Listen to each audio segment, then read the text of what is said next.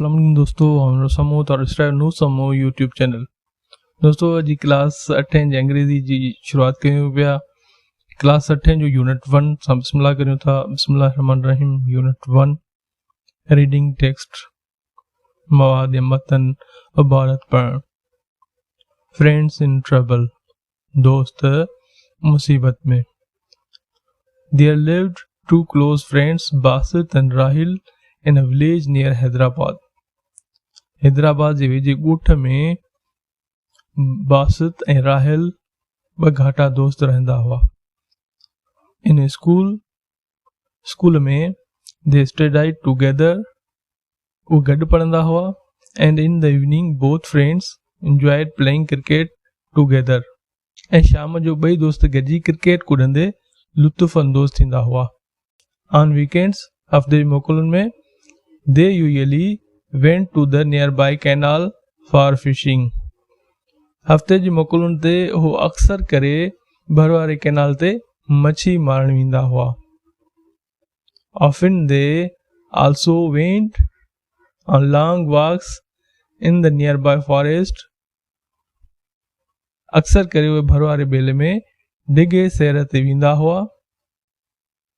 Because they liked listening to the birds, छो त खेनि पखियुनि खे ॿोलींदे, watching the animal at play, जानवरनि खे कुॾंदे, and looking at the beautiful flower, ऐं ख़ूबसूरत गुलनि खे ॾिसणु पसंदि कंदा हुआ।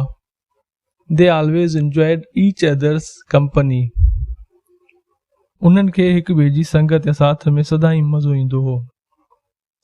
दे लाव्ड, उहे खिलंदा हुआ, जोक, मज़ाक कंदा हुआ, and had a great time the whole day, ऐं उन्हनि जो सॼो ॾींहुं सुठो गुज़रंदो हो। Basit was a kind and helpful boy by nature. Basit फितरतन हिकु महिरबान ऐं मददगार छोकिरो हो। मोर एवर, इन खां अलावा, his parents had always taught, संदस वालिदीन हमेशा उनखे सेखारियो हो, to be kind, महिरबान, रहमदिल थियण, sympathetic, हमदर्दी रखंदड़, helpful, मददगार, and sincere person, ऐं मुख़लिस शख्स बणजण लाइ सेखारियो हो या सिख्या ॾिनी हुई। He behaved very nicely with all his friends, हू हमेशा पंहिंजे दोस्तनि सां सुठे नमूने सां पेश ईंदो हो। But he had a special place in his heart for Rahil, पर हुनखे उनजे दिलि में राहिल लाइ हिकु ख़ासि जॻह हुई। Basit always helped Rahil with हिज होमवर्क, बासित हमेशा राहिल खे संदसि घरू कम में मदद कंदो हो। He was always willing to guide and help him whenever he faced any difficulty or problem, हू हमेशा हुन जी रहनुमाई ऐं मदद करण लाइ तयारु हूंदो हो जॾहिं बि हुनखे का मुश्किल या मसइलो पेश ईंदो हो। He also happily gave one of his fish to Rahil, हू हमेशा हिकु मछी ख़ुशी ख़ुशी राहिल खे पिणु ॾींदो हो।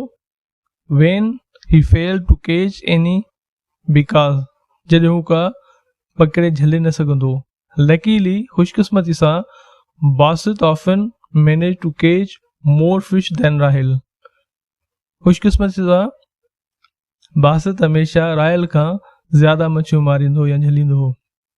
Although Basit was very active and very intelligent, जेतोणीकि बासित तमामु चुस्त ऐं तमामु ज़हीन हो, he was not good at climbing trees, पर हू वण ते चढ़ण लाइ सुठो न हो या बहितर न हो। Rahil on the other hand, ॿिए पासे Rahil was very good at climbing trees, वण ते चढ़ण जो ॾाढो सुठो हो। Age he had a tall tree in his house, जीअं त हुनजे घर में हिकु डिघो वण हो, which he had been climbing from a early age, जंहिं ते हू नंढी उमिरि खां चढ़ंदो हो। वन डे, हिकु ॾींहुं, राहिल एंड बासित डिसाइडेड, राहिल ऐं बासित फ़ैसिलो कनि था, to go to the nearby forest, वेझे ॿेले में वञण लाइ, to enjoy the natural beauty, कुदरती हुस्न जो मज़ो माणण लाइ या उनखे तफ़री करण लाइ. बीइंग नेचर लवर्स, फितरत सां मोहबत हुअण करे या मोहबत कंदड़ हुअण करे, they kept walking along the path of the forest all the time, talking and enjoying the natural beauty all around them. उहे ॿेले जे पूरे रस्ते कुदरती ख़ूबसूरती मां लुत्फ़ अंदोज़ थींदे ॻाल्हाईंदे पंधु हलंदा रहिया.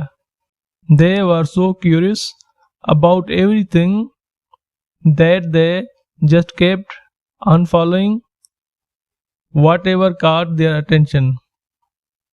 उहे हर शइ खे ॼाणण लाइ एतिरा त पुरतजुस्सुस हुआ जो जंहिं शइ बि संदन ध्यानु छिकायो थिए उन जो उन्हनि पीछो या पोयां लॻा थिए. Not realizing that they had wandered deep into the forest. इहो महसूस करण खां सवाइ तो ॿेले में तमामु परे वञी पहुता आहिनि. Suddenly, ओचितो they realized, उहे महसूस कनि था that they had lost their way.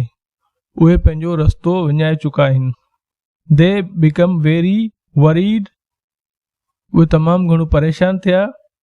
Because छाकाणि their parents and villagers had often told them about the dangerous beasts living in the forest.